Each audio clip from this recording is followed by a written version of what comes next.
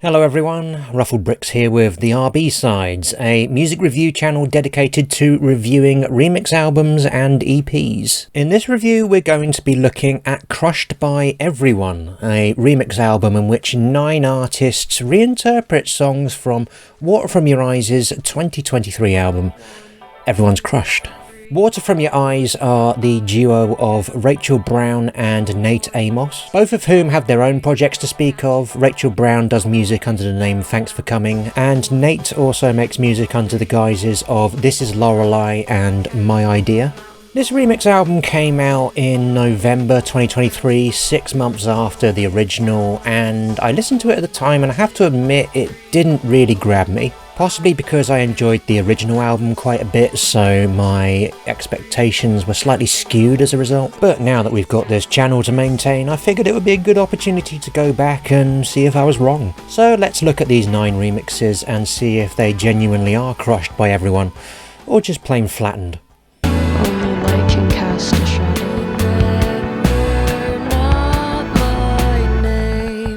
And I'm already sweating. This really is going to be water from the armpits.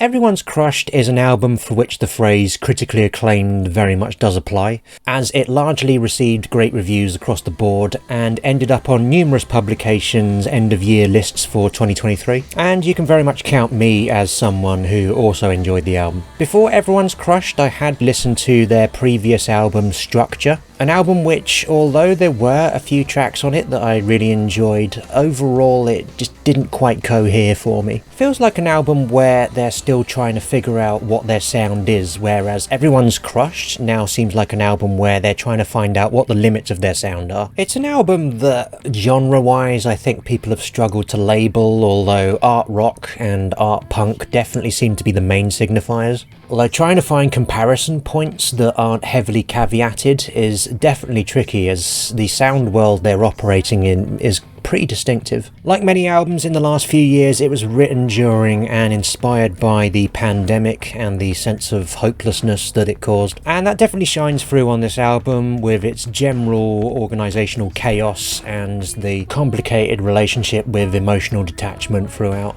By their own admission, Brown isn't a trained vocalist, so a lot of what they do is just spoken word. That said though, Brown's vocals bring to mind many different references as they go along. On the lead track Barley, for example, their vocals remind me a little bit of Kim Gordon from Sonic Youth. On True Life, however, the more downbeat tone reminds me of someone like Wet Leg. On the title track, Brown affect a kind of low drawl that reminds me a bit of Fiona Apple. And on penultimate track 14, which is the album's most emotionally vulnerable track, Brown's singing kind of reminds me of someone like Suzanne Vega, but maybe with the more unpolished quality of someone like Kimya Dawson. What I like about the production on this album is that on one hand there's a feel of anything goes about it, but on another, even though it goes through a bunch of different moods, the vibe is very consistent throughout.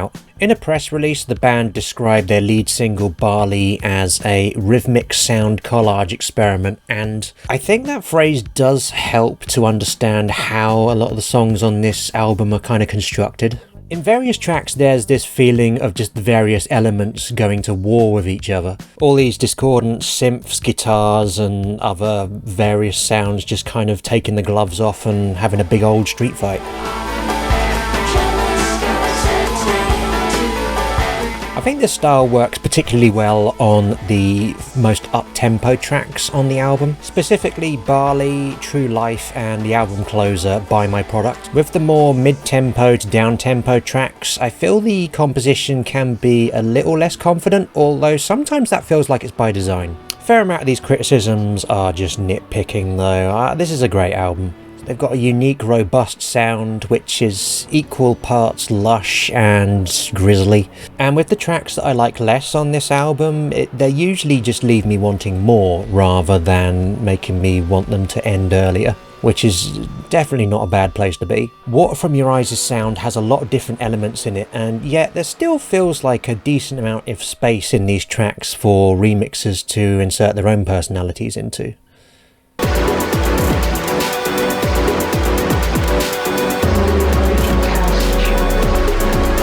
Crushed by Everyone didn't seem to have a huge amount of fanfare upon its release, and I wonder if part of that is because of the choices of remixers. Many of the artists assembled here are not household names. They seem to be pretty new to remixing, which personally I think is very exciting. Tracklist wise, this is another one of those remix albums where the order is identical to the original, which can often be more of a curse than a blessing with remix albums. It very much depends on the source material and the remixes as to whether it works just as well as the original order does. For the most part, I think the order of the tracks on Crushed by Everyone works fine, although it does mean that we start with one of the album's weakest efforts. And I am going to defend the Cradle a little bit here, as they weren't exactly given a huge amount to work with in the opening track structure. The original is the shortest track on Everyone's Crushed, and to be honest, it very much seems to function more as a skit or an ident. Starts off with this stuttering noise that sounds halfway between a modem and a woodpecker.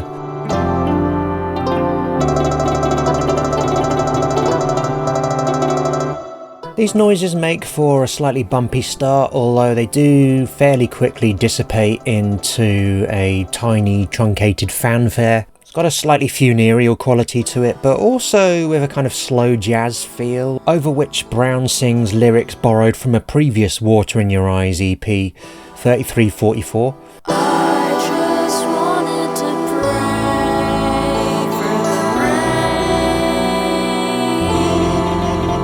Quick note here, while I was editing I delved into this a little bit more, and it's not just the lyrics that are taken from the 3344 EP. This entire track has been lifted wholesale from a chunk of the track 1617. So this 1 minute 50 of audio is exactly the same as it is on that track, with the exception of one bit of the lyrics has been removed, but that's it. It's identical. There's a fair amount of self-referencing in this track, given that the title is directly lifted from the title of their previous album. And as loose as it kind of sounds, there is, as the title would suggest, a discernible structure to this track, which is more than can be said for the Cradle's remix of it, which kind of just focuses around the stuttering at the beginning. They loop that sound and then basically put a clip of some people having a conversation over it, which I believe is reversed as well.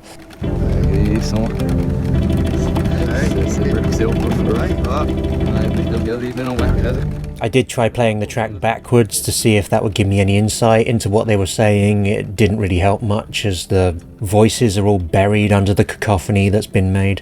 Brown's vocals are still in there, but they're much more filtered, much lower in the mix this time. They're just kind of distant. And yeah, even with the modem woodpecker loop kind of getting pitched down halfway through, this remix just feels like the rest of the album's loading, like you're stuck in the Crushed by Everyone waiting room. All of which is a shame, as I did listen to the Cradle's own music, and they've got some interesting stuff going on there. The Cradle is the project of Paco Kafka, and they've got this kind of city-based folk music thing going on with numerous African influences.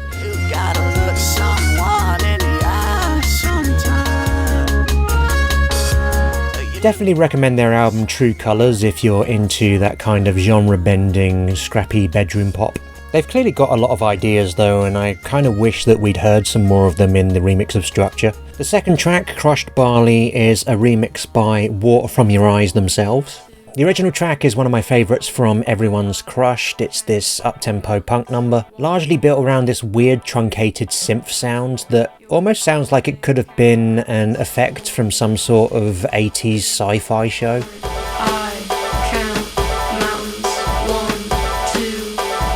But loads of different discordant melodic elements end up coming in over the top of it. You've got this background keyboard melody that sounds like a tiny carriage clock going ham.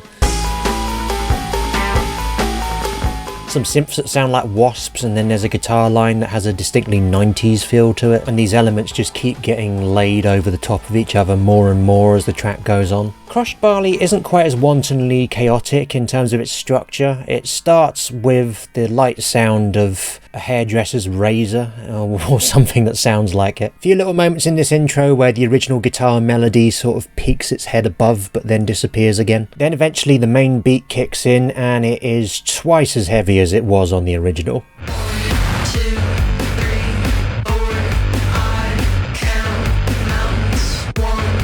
The vocals are kind of distorted, and then the sci-fi synth chord, when it eventually comes in, feels like it has been ripped to shreds. It's split in two and it kind of oscillates between both channels, so in headphones it sounds fantastic. Basically though, this remix is almost like Water From Your Eyes saying to themselves, what if we were a more straightforward industrial group?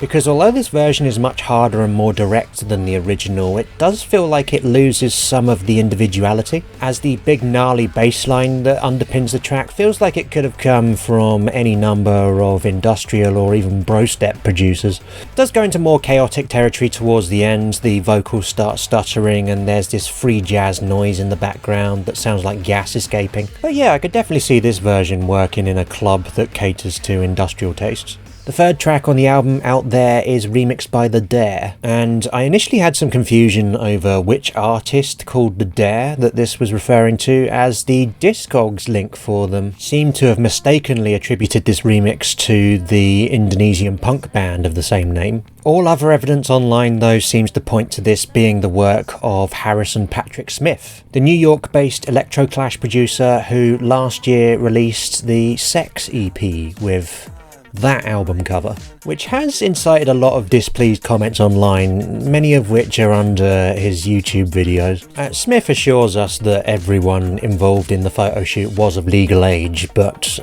those costumes, I kind of struggle to believe he didn't know what he was letting himself in for with this. A lot of the media surrounding this guy seems like he's vying to be the next indie edgelord darling. Here's a photo of him being edgy in front of Amy Winehouse. Here's a photo of him pretending to be Robin Thicke. Here's a photo of him keeping his blood sugar levels in check. In terms of his sound, in an interview with The Face, he describes that he wanted to revive electroclash. He also says that the truth in music was not fun and he wanted to go to a show and see someone get naked and beat up their accordion player. And then he was like, why not I do it myself? You're trying to bring back electroclash. Why are you hiring an accordion player? And also, how are you going to even hire one when they know they're just there to be slapped? I know I'm spending a lot of time talking about him rather than the music, and that's largely because the music itself isn't anything that special. You've got tracks like Girls, where he goes into a list of all the different types of girls he liked. Girls with no buns, girls that's me, just for fun. I like girls who make love, but I love girls who like to fuck. Yeah, we already had a song for that. In fact, we have two songs for that if you count Jute Gyte, the animator guy who got cancelled on Twitter for daring to suggest that he liked a bunch of different girls. Make them round girls. Yeah, I just really like girls. Yeah, I'd like to see you make something that edgy, so-called The Dare. I did quite like the video for the track Sex, though, where he's standing on a bed while people are trying to copulate, which is a good visual metaphor for how I'd feel if this song came on while I was trying to clap cheeks. I don't know, I just find all this horniness hard to take from a guy who looked like the lead singer from Menswear. Okay, cool, got all that off my chest. Anyway, his remix of Water From Your Eyes is actually quite good. The original is this mid-tempo rock number that's built around this walking bass riff, and this keyboard sound which wouldn't be out of place at all in a song by The Knife or Fever Ray.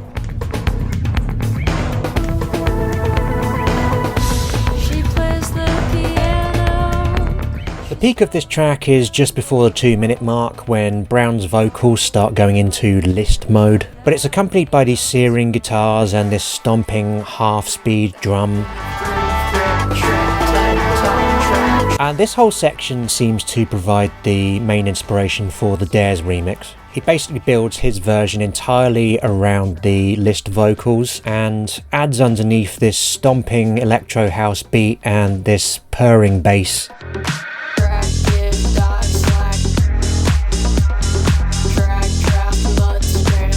Really tidy remix that makes subtle use of some of the guitar sounds in the background, and they add some congas in to beef up the percussion. There's some noisier elements that come in towards the end, and I feel like he could have added some more of them. In fact, yeah, if I have one main criticism of this remix, it's that it kind of stops before it really gets going. It's shorter than the original, which was already a brisk 3.5 minutes, and for someone who talks a big game about wanting excess and artifice in music, it seems like he's been a little bit too tasteful in this remix. The fourth track on Everyone's Crushed is Open, and this is one that I was definitely interested to hear a remix of, as the original doesn't quite work for me. It's another mid-tempo one, but the first part of it is really kind of fuzzy. You've got this tapped polyrhythmic percussion that sort of sounds like rain hitting a tin roof. It's a low, slightly engulfed sound that's a bit like a violin. It's basically kind of a mess.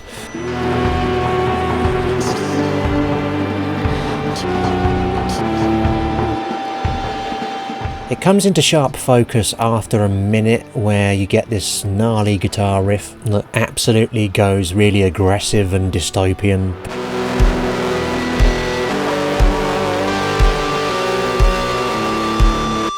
But the intro kind of annoys me somewhat. It's just a little too clippy-clappy. It breaks my brain so much I can't even think of the right word for it. The remix here is by Sword 2, who in their own music are also prone to rough-edged experimentation.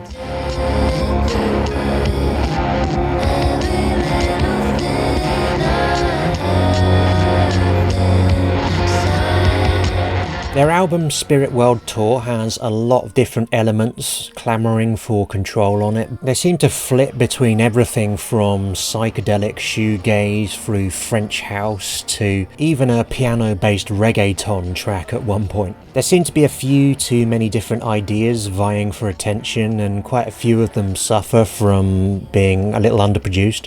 Despite that, however, this remix is pretty darn focused. They take the plucked opening chord from the original and rearrange it into almost this kind of ravey harp sample that reminds me of a kind of dirtier version of Enya's Orinoco Flow. It then repurposes the fuzz guitar from the original, almost as if they're playing it in via a sampler, and then you get this wicked 80s new wave style beat that comes in, and at that point the track has very much landed.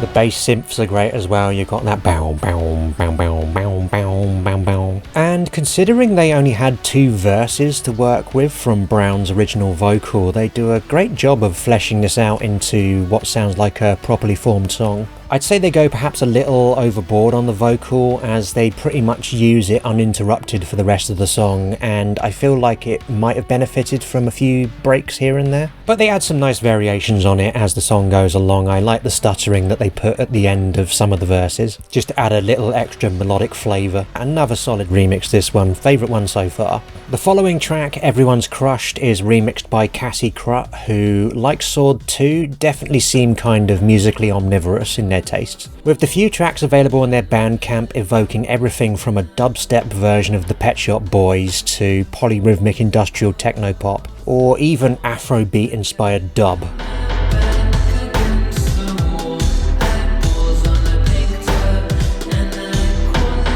But unlike Sword 2, they seem to struggle with honing their influences in the name of making a coherent remix. Although the original track is once again pretty chaotic in and of itself, it has the most confusing time signature out of any of the tracks on this album.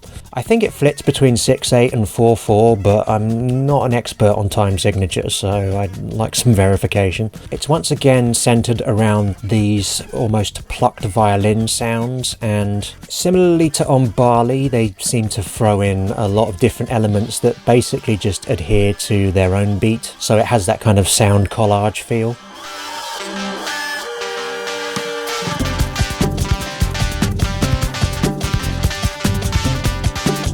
This track must have been a nightmare to learn how to play live. I do quite like it though. I particularly like this fidgety guitar noise that comes in later on that sounds like a couple of toucans yelling conversation across a housing estate. The Kassie Krut version takes it in more of a dembo direction with some IDM flourishes on the percussion.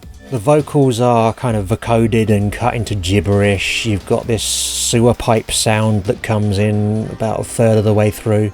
The rhythm goes from these kind of improvised drums to more of a dubstep beat about halfway through. You get a sudden organ melody flourish at one point. The classic wasps in a can synth comes in. It's genuinely all over the place.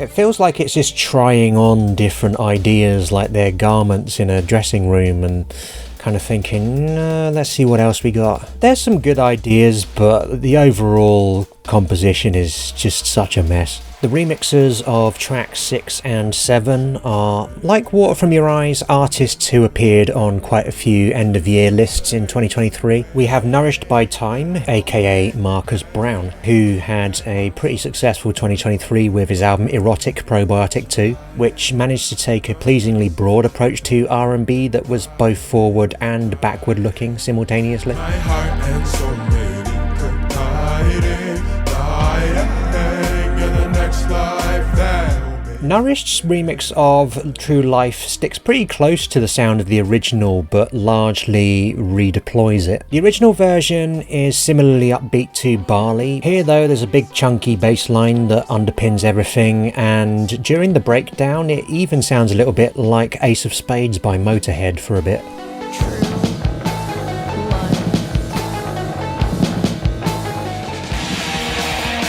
Ahead of that, there's some lyrical references to Neil Young's track Cinnamon Girl, which leads to one of the more melodic sections of the vocal in this track. These vocals are then added over the passage towards the outro, and it just gives this wonderful building quality towards the end.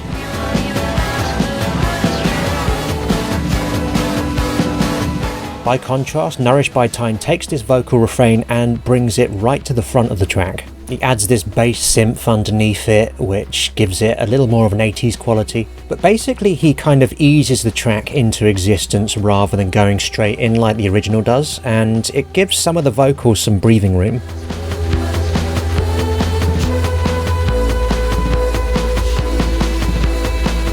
Eventually the main guitar refrain comes in at around a minute 14, and it sounds even more aggressive this time round. The chorus then gets moved into a breakdown, and then, rather wonderfully, Nourished actually adds his own vocal harmonies to it. But then he goes one further and does that rare flex that remixers do, which some might feel is overstepping the mark. They brought in their own lyrics to the party.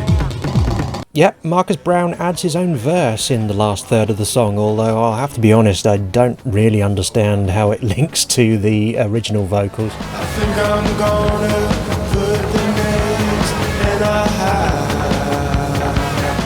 You can use mine if you want.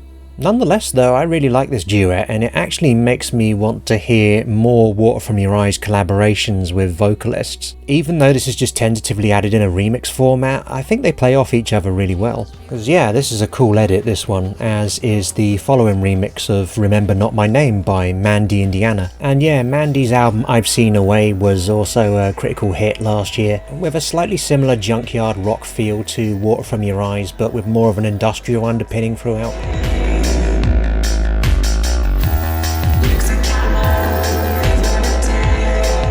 The original is one of the most glum tracks on this album, at least to start with. It has this wistful flute sample that's been arranged into an emotive drone. Kind of slow, rigid funk groove underpins it, basically making it a sort of shoegazy trip-hop track, while the accompanying guitar melodies have a little bit of a steel drum-esque quality to them.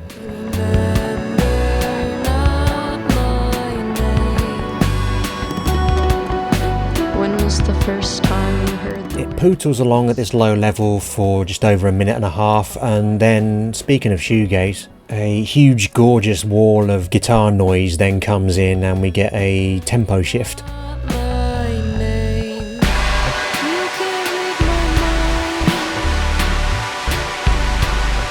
Then eventually the noise dissipates and we go back to low-key mode for the outro, over which there's a sample which sounds like car indicators. In their remix, Mandy Indiana. Oh, I went via the Google pronunciation of this, but I have to remember I'm a Brit-bonger. In their remix of this, Mandy start with the indicator sample and refashion it into a percussive pulse. They then loop a bit of the guitar feedback from the original, and then the main beat comes in and it slaps.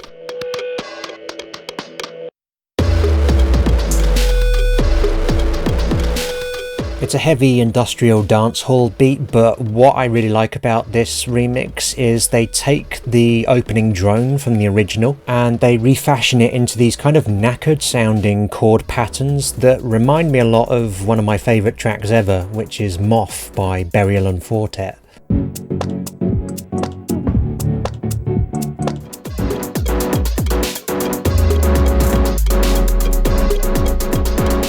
That really wonderful way of making something that's propulsive and upbeat but also simultaneously sounds kind of tired and downtrodden. They stick with one short line from the original vocal, which is "Only light can cast a shadow."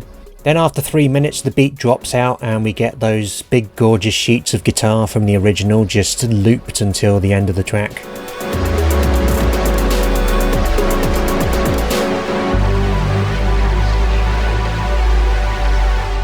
I like this bit a lot. It reminds me of that kind of sun-bleached quality you'd hear in tracks like Jumbo by Underworld. The big emotive climax of Everyone's Crushed is 14. There's no percussion on this one, it's just a series of plucks and strings and drones, but they come together in this absolutely gorgeous arrangement that sounds like a kind of budget symphony. Brown's vocals on this are great. They basically go through all these repeated lyrical refrains that point to someone trying to forget something and yet somehow struggling. It's not clear exactly what the narrator is referring to here, but I think that's what makes this song really good. I'm ready to throw you up. I'm ready to throw you up. It's a track that drones as much as it swells, but it somehow manages to just feel bigger and bigger as it goes along, and I think this track is fantastic. The unenviable task of remixing this one is handed to Adam Kalmbach, who is also known as Jute Gyte. Kalmbach seems to have the most extensive discography out of any of the remixers here, as his Jute Gyte project has been going since at least 2006. And of all the albums I listened to whilst researching this review, his most recent album, Unus Mundus Patet, is easily the one I had the most trouble with.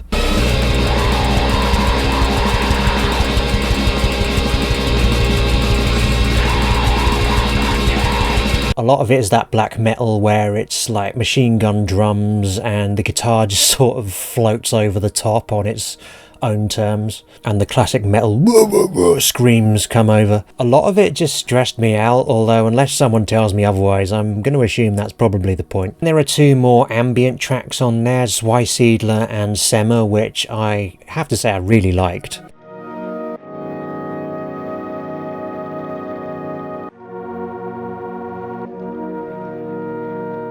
Sort of sound like backwards harmonium samples and some 70s horror synths, and I'm definitely there for those.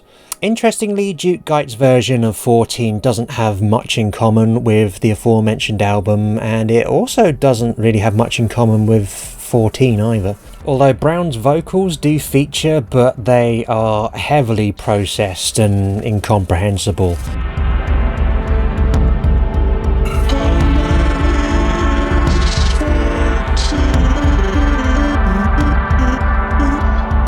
Kind of sound like a lawnmower gargling. It's basically just a series of drones with this throbbing beat underpinning the whole thing that kind of just drifts along over the course of the track's 4 minutes.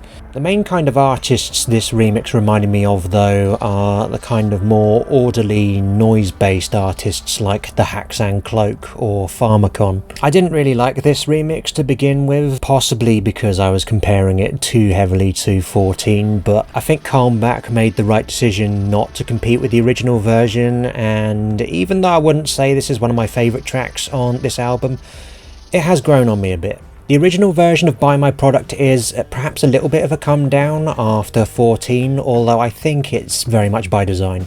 I've got the change in pocket. Trade you what I got. I said remember that. In fact, Brown's opening line in the track very much sets the tone when they sing, "There are no happy endings, there are only things that happen." The track then ends on the phrase "buy my product now," so it's kind of a nice ironic sort of capitalist send-off. But yeah, it's a nice kind of krautrock inspired end to the album. There's not really many surprises here at this point other than the surprise that they went with this as the closing track, but I think it makes sense. That being said, if you are looking for a happy ending, then Fantasy of a Broken Heart remix is right up your alley. Like Kassie Krut, the tracks on their Bandcamp seem to flip through a bunch of different modes. At one point they're doing some slightly Beatlesy psychedelic soul, another point they kind of remind me of Anticon. She's getting the gist of things alright. She's getting the gist of things alright. This remix reminds me of Never era Mikachu, where it's basically streamlined silliness but presented with a straight face. The rhythm is set using a loop of Brown's vocals, but it's cut into this almost Casio-like choir, ba ba ba ba ba ba ba ba, like they're about to go into a robotic version of Barbara Ann. What I love about this remix though is how it just completely changes the tone of it into something more wholesome. It just takes the phrase happy endings from the original and repeats it into oblivion. But instead of sounding obnoxious, it sounds really uplifting because Fantasy adds this Hollywood-esque string section behind it.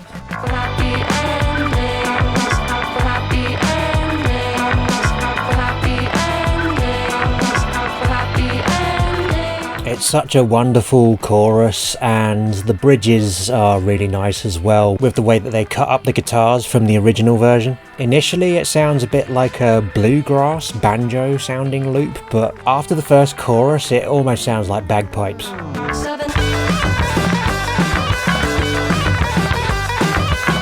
Honestly though, this remix is so good, and it's a fantastic way of closing this album. So that is Crushed by Everyone, a remix album that I think really does justice to the concept of remix albums. It's a showcase of numerous new artists, many of whom have an absolute overflow of ideas at their disposal. And it showcases those qualities really well, both in relation to the original album and as a standalone album in its own right. Favourite remix on this one? No competition, it's Fantasy of a Broken Heart. There's a few strong contenders for second place on this album, but this one absolutely blew me away. I really hope that Fantasy get to remix more artists after this. Much as the last track on this album was my favourite, conversely, my least favourite remix was the first track on this album, the Cradle remix of Structure. It's no reflection of the Cradle as an artist in their own right. I think their own stuff is pretty interesting, but that creativity just didn't really seem to make it over to this remix album, sadly. And is this collection of remixes better than the original? Partly. The fact that I like the Buy My Product remix better than the original should be of no surprise at this point, but for me the Nourished By Time version of True Life just edges out the original as well, partly thanks to Marcus Brown's vocals. And although both versions of Remember Not My Name kind of have some structural issues for me, I think I enjoy them on par with each other. Most of the rest of these remixes though have at least some interesting ideas in them, and some takes that do come pretty close, for example the Sword 2 version. But yeah, great remix album, this one definitely deserves more attention. Thanks for watching this review. Please do subscribe to the channel if you want to see more reviews of remix albums and EPs, past, present and future. Do you agree or disagree with this review? Any favourite tracks from this remix album or the original, and any preferences on which version you like better? Let me know in the comments below. This video is over. Happy endings.